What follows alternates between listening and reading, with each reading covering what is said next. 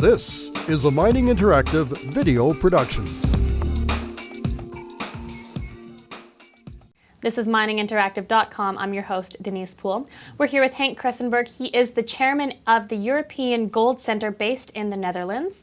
Thank you for being here today, Henk. How are you? Very nice. Nice to be back here. Great. Now, why don't you tell us about European Gold Center? What does it stand for and what exactly does it do? Well, European Gold Center is publishing some newsletters and other reports.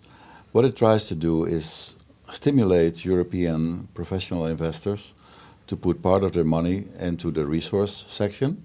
And I have decided to focus on Canadian or Canadian listed companies.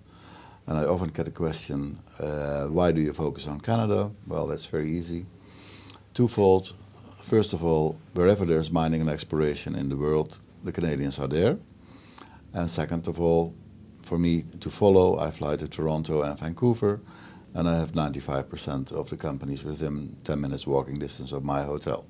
So I publish on those companies, and I provide this information to European financial institutions, money managers, analysts, and am available to explain the information to them. How are you trying to achieve your objectives? Well, when I get companies that are interested to be exposed to Europe, I write about them and I welcome them in my newsletter. I have a newsletter which is called Gold View, where I give my opinions on the markets. So I stick out my neck and I put my reputation on the line, give predictions about what the market is going to do in general. That's my opinion and nothing else. And I provide information on those companies, tell them what they are doing, what their plans are, what their strategy is, where they are going in the next 2 years. And I try to fill my readers in later on by the developments of the companies. So this today, specifically January 21st, 2008, is a special day. The markets were significantly down. Is this it, or can we expect more negative news? Well, we were surprised this morning because all the markets were down. Mm-hmm. Stock markets, currency markets, commodity markets, and especially also the resource stocks. Gold price was lower, and usually that doesn't happen. Yes. Of course, I get the question, why did it happen? Well, if I would know, I would be very, very rich. I was not surprised to hear it, that it was happening, because this had to happen someday. And last week we had a very terrible week. The Citi Group, the Citi banks, the largest banking system of the United States, reported that they had $9 billion loss, and also had a write-off of $10 billion because of all the losses they had in subprime mortgages. Some other financial houses were going to report, and last Friday Merrill Lynch, one of the largest houses of investments in the world, reported a 15 billion write-off. And 15 billion, I don't even know how much money that is. It is a lot. So you cannot publish that kind of negative reports and not expect something to happen. And this is what happened today. Some people got very wet feet. And if you say, is this it? Well, I was in Holland last week, and when Citi Group reported that big loss, there were some analysts on the television, and they said, well, immediately that's what the establishment always does. Immediately they said, well, this was a shock, but I think we have seen the worst and things tend to get better. They always try to cover up. They always come with the warm cover up that it's not that bad. Well, it is that bad. Mm-hmm. And is it? No, I don't think so. I think we have a lot more negative news to come. So what does that mean for gold?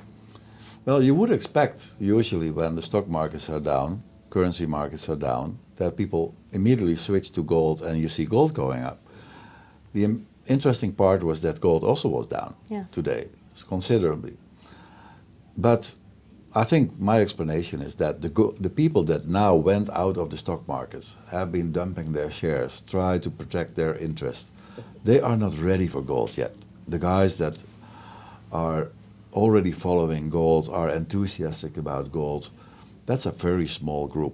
Yes. The main group of the establishment, well, they know gold is there, but they have no experience with it. Especially the younger money managers, analysts, have no idea about mining and exploration. So that will take time. I think in the end it will be good for gold. So under these circumstances, people are talking a lot about political risk and project risk. So what would you recommend that investors do? Well, to be realistic.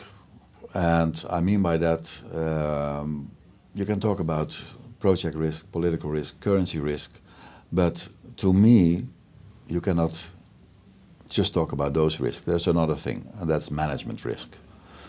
You see companies with projects in areas where it's very scary, like some African countries. Yet, the management is very experienced there. They know how to do business. They are not arrogant. They are trying to adapt to the cultures of those countries. And when the management is okay, when the management is good and stable, that will diminish the political risk and the project risk for quite a bit. On the other hand, you see companies going into stable countries, mining-friendly countries, and they make a mess. So it's the management that counts. Mm. And if you talk about political risk, we always think about countries in the Far East or countries in Africa. But one of the biggest political risks these days is the United States. Yes. But as long as the United States tries to cover up in what shape they are, they don't. It's like they don't realize how bad they are off. I mean, and I said, at this conference, I said that I got a question. Well, political risk. Yeah, what is it? That a government may take your mine away. Well, give me an example of where it happened in the last 10, 20 years. And nobody came with an answer, and one of the other panel members said, I know, the last time it happened was in BC, British Columbia, Canada. So don't think about all those faraway countries, dictatorships and that kind of thing. Just be realistic. Don't believe the media. For investors, do your own homework. Try to make sense and try to determine where you want to put your money. And I said, well, if you don't like Chavez, why would you invest in Venezuela? It's just as simple as that. Before we say goodbye here, is there anything else that you'd like to add for the benefit of our viewers? Yeah, I would like to take the opportunity to plead the case for resource stocks, because also those markets were heavily hit this morning. However, you asked before, what is this meaning for gold?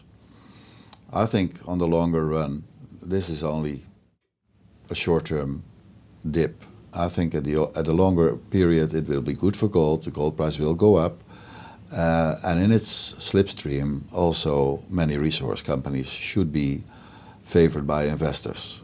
It's a virtually unknown territory to most established investors, but there are many opportunities, and many of those resource stocks, especially the juniors, are worthwhile looking at. They are absolutely attractive, and I think this is a perfect time to buy them. I would like to add that investors should also determine the region where they would like to be in. Of course, Canada, America, especially Canada, South America, and my 4 favorite areas out of that region is Nevada as a province or a state of the United States, Mexico, Africa, and also Europe. Not too many people know that Europe also has mining. We hear very little about it, but there are quite a few companies now active in Europe. So with those regional things, I think investors can do their homework. Well, thank you, Henk, for being here today and speaking with us. Now, if you want more information on European Gold Center or to get his reports at no cost, you can visit the website at www.europeangoldcenter.com. For mininginteractive.com, I'm Denise Poole.